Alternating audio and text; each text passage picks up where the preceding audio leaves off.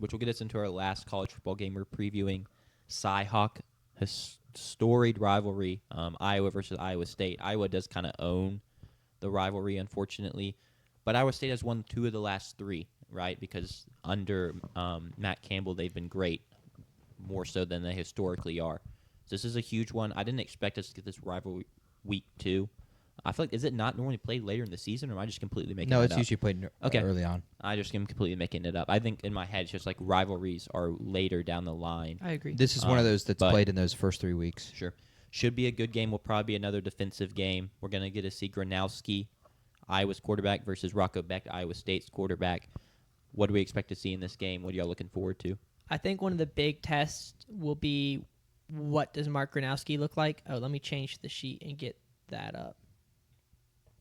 I think finding out what Mark Gronowski looks like, just not a whole lot. Last week, only 8 for 15 for 44 yards, 11 carries, 39 yards, and a touchdown. He had a passing touchdown as well. Just didn't really impress. I assume they played a cupcake. I don't remember. They played the University of Albany. Yeah, played a cupcake. Was not impressed with Gronowski, and I was high on him. I watched his tape at South Dakota State. Mm-hmm. South Dakota the Jackrabbits. Jackrabbits. The South Looked Dakota fantastic. State. Looked fantastic. Great throws, really great reads. He was able to hit some guys through very small holes, and also a fantastic runner, high top end speed. And I was excited to see him play. I was kind of hoping maybe I was never expecting him to elevate the Iowa offense to a Big 12 offense or something, dropping 30 a game, but maybe to get to 20 or 22. Wasn't really impressed with him last week. So what does he look like against Iowa State? And then what is the Iowa defense, which is traditionally fantastic? What do they look like against this Iowa State offense that looked really good in week 0 against Kansas, or good at times?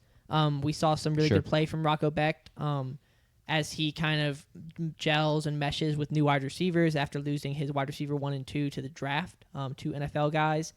They looked really good. Last week as well, he had 5 touchdowns and 0 interceptions on the year from Beck. So what does the Iowa defense look like? Are they going to establish themselves as the usual top 15 squad, or are we going to see Iowa State kind of take advantage of that? I will say in Gronowski's defense, they ran the ball so much that while he didn't really put anything on tape that was like, oh, yeah, that's impressive, he didn't really have the chance to. He threw the ball 15 times and ran it 11. They ran the ball 53 times on the ground, which if Iowa gets the chance to just pound the rock, they're not going to go away from it. They're going to make you stop that first and foremost. I still would have liked to see more from the Iowa passing game because I would always like to see more from the Iowa passing game. I will say he completed 8 passes to 8 different guys. There you go. Yeah, That's kind of right. If that means anything to you. Doesn't help me at all fantasy-wise. I Yeah. can't even go and try and find a guy on the waiver wire Exactly. for good value. But yeah, overall, I still, as good as they ran the ball, I would like to see more from the passing game. And then when I'm looking to pick this game, which we're not quite there yet, but it's hard for me to trust Iowa when Iowa State's offense is just much further along and much more advanced and complete. I can trust them to run the ball a little bit. Rocco Becht, as exciting as Gronowski is, Rocco Becht is a much better quarterback in my opinion. A lot more, the mental aspects are there a whole lot more. I expect him to go through reads, and if going gets tough, to be able to lead his team. So it gets hard to pick Iowa in that regard. But if Iowa was to win this game, it's going to be on the back of their defense. What do you see there, JP? So for me, there's 2 keys to this game, and the casuals, which the casuals are right, and they have the right to make this point, are going to say this is going to be a game of defenses. I'm telling you right now, the 2 keys to the game are running the football, which I'm big on, and special teams is the key to the game for me. Special teams. And let me give you some guys you've never heard of, but you're going to know their name on Saturday because you're going to hear their name probably about 10 to 15 times.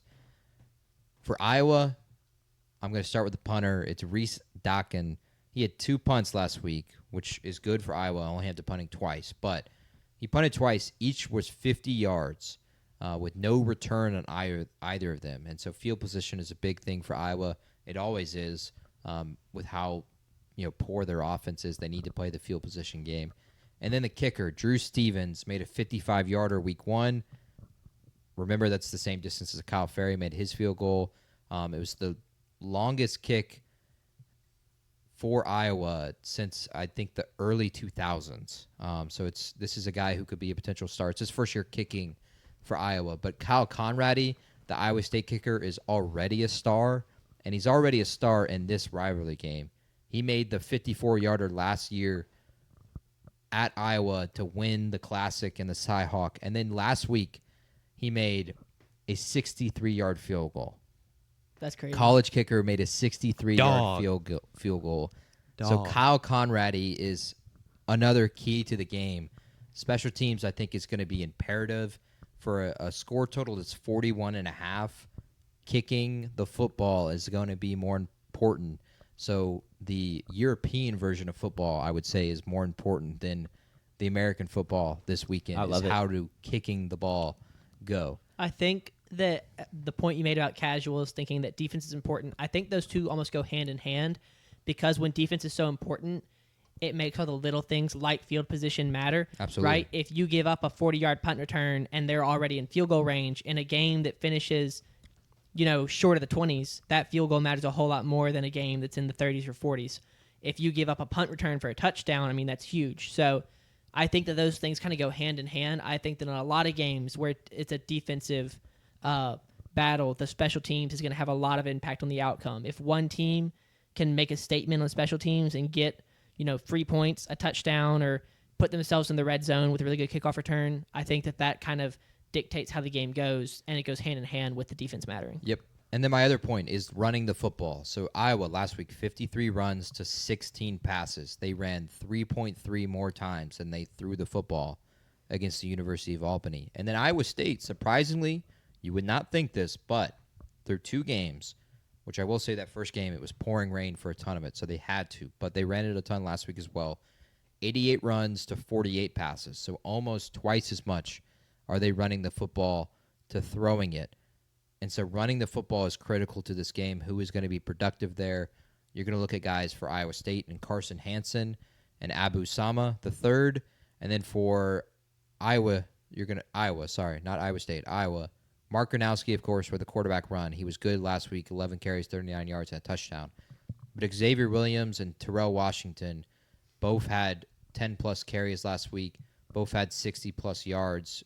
Xavier Williams had 122 and a touchdown. How productive are the teams at running the football? I think it's going to be critical to the game. I'll go ahead and tell you, I think the padlock stat of the game, credit to Josh Pate, is time of possession. I just think whoever has the football more in this game is going to win it. So that, I think, is the 2 keys to the game. Special teams, and then how productive are these teams running the football. I love it. Let's get into predicting this game. Iowa State's a 3.5-point favorite at home. What's your lean, Sanders? I think I'm going to take Iowa to cover, Iowa State to win. Okay. So it's about by a field goal. Yep. I've got it being another close game. I think that JP makes a really good point about it being a defensive and special teams battle, seeing who can hold the other team to fewer points. But I think it'll be a good game, close game, and finish within a field goal.